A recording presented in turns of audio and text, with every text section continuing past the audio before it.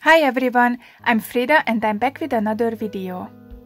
Before we get started, I wanted to let you know that I have a Patreon account.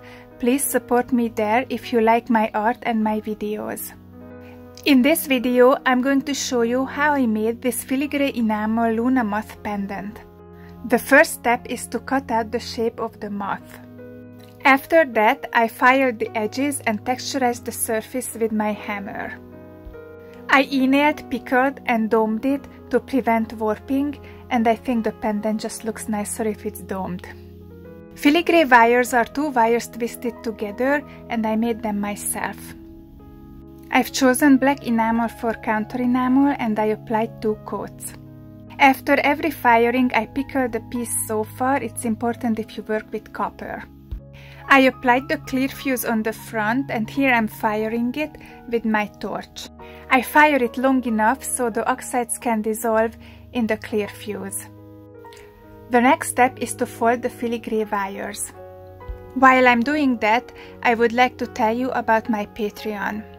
If you sign up, you will be able to participate in giveaways, and I'm going to make extra videos about enameling. I already made one, so one is already available for you at the moment. This video is about the basic tools you need to start enameling with. Your support would be greatly appreciated. Let's get back to the pendant. I made the filigree wires in 2 sizes. One is thicker and the other one is a little bit thinner. I'm going to tweak the design as I go because there are too many lines in my design for this thickness of wires. I'm using a round nose plier, a flat nose plier and a tweezer to fold these wires. I'm also using glue to put them on the surface of the pendant and keep them in place until the next firing. This process is a lot easier than the cloisonne enameling process, so if you're a beginner and intimidated by the cloisonne technique, I suggest to try this first. The end result is going to be still really pretty and eye-catching.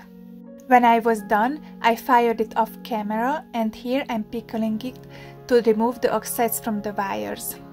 Now the fun part comes, applying the colors.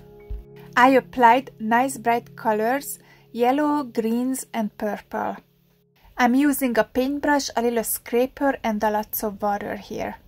Only thing you have to be careful with, not to get the enamel on the wires because there is no way to remove them afterwards because this piece is not gonna be sanded and the enamel going to discolor these copper wires. When it was dry, I fired it. With this technique, you only need 1 layer of colors, so after this firing, the pendant is done. I like to pickle it after to remove the oxides from the wires, but that's optional.